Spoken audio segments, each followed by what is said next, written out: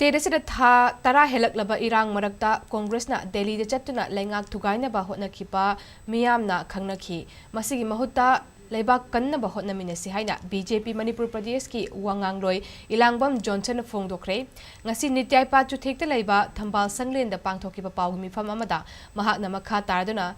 hanagi Congress MLA Alfredna leingak asina tamda khaktamak Chaukat Thorangi biting Tamle Haiba Wafom Fondo Kiba Laibak Tibani, BJP Gilenga Kasinangasi Fauba Ching Tam Haiba Kaidana, Tabak Paikatli, Congress na Chahi Taramangada, Tauramba State ki Chaukat Thorang Dadi,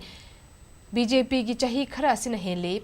Imphal Yaudaba Wafam Kaya, vote ki Kudung Jabalaunaba, Amadi BJP Lengakpu, Lan Uhanaba Hotnari. Congress na Pangtoka Doriba, Lok Sabha Mikalasi Erang Laibana Pangtopa Yani Yaroi Haina. Miyamda charang na papokhaliba si Tokpiu Johnson na makha tarduna Manipur gi miyamna khangadabadi assembly da luraba wafam NRC chatna hannaba su handoknaba wareb lawgadaba matamda Congress na Erang sagatuna issue khannabada yaw bada asigi nungi wahanthok karino haina hangki Housing oiriba figure masi aikoigi sarkar segi yang communal oiba politics ni hairba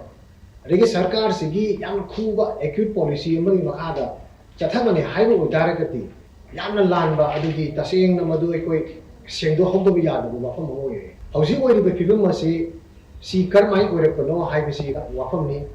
tungan ba sarkar sina local lekliba aikoigi tungi future kanana bagi local oiba khongthang mayam asida sarkar sina mating leina masidi aikoi miyangi Chama the Sama Palau Zipu, implement to no order. And the Pantho Kiba Manipur Legislative Assembly flew the Logi of Warif Singapore.